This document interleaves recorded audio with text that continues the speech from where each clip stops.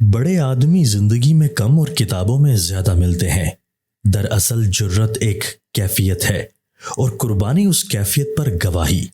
جرت ایک طرز اختیار کا نام ہے اور قربانی ایک طریق ترک کو کہتے ہیں۔ اچھا انسان، اچھی کتاب اور اچھی گفتگو جہاں میسر آئے، اس میں دوسروں کو بھی شریک کر لیا کرو۔ ان سے تنہا فائدہ اٹھا لینا کم ظرفی ہے۔ رزق ہی نہیں، کتابیں بھی ایسی ہوتی ہیں جن کے پڑھنے سے پرواز میں کوتاہی آ جاتی ہے۔ اہل اقتدار اور اہل اختیار کی زندگی میں ایک دروازے سے اقتدار و اختیار داخل ہوتے ہیں۔ وہ حسن جسے ہم اشیاء میں ڈھونڈتے ہیں، وہ دراصل نظر میں ہوتا ہے۔ منافق دل میں کچھ اور ہوتا ہے اور زبان پر کچھ اور۔ وہ 2 قدم زبان کے ساتھ اٹھاتا ہے اور 4 قدم دل ہی دل میں پیچھے چلا جاتا ہے۔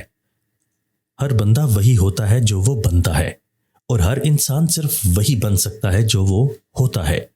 انسان سب یکساں بھی ہیں اور منفرد بھی۔ کوئی کسی کی جگہ نہیں لے سکتا، کیونکہ اس دنیا میں جتنے انسان ہی جگہیں بھی اسی قدر ہیں۔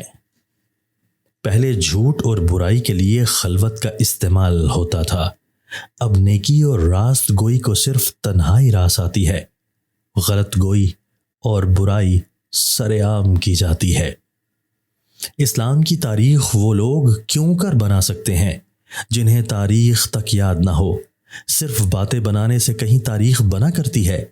حسن نظر کے عنوان سے ہر شخص کی زندگی میں کوئی نہ کوئی تصویر ہوتی ہے، مگر بیشتر اسے دیکھے بغیر گزر جاتے ہیں۔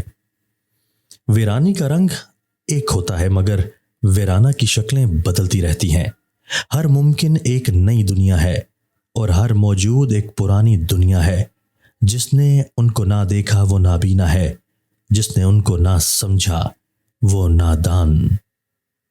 زندگی ایک موج ہے۔ دریا سے اٹھنے کے بعد اگر وہ ساحل سے نہ ٹکرائے تو بھنور کی آنکھ اور مرنے والے کی آنکھیں دونوں اس کے ماتم میں روتی رہتی ہیں۔ غنی کا درجہ سخی کہیں زیادہ بلند ہوتا ہے۔ سخی وہ ہوتا ہے جسے مال کے جانے کا غم نہ ہو، اور غنی وہ جسے مال کے آنے کی خوشی تک نہ ہو۔ آلو کا ابلا ہوا پانی سر پر لگاؤ، 80 سال تک بال سفید نہیں ہوں گے۔ وقت کی شناخت اور شخصیت کی پرکھ واقعی بڑا مشکل کام ہے۔ وسوسوں کے حملہ کی کامیابی کے لیے کچھ شرائط ہوتی ہیں۔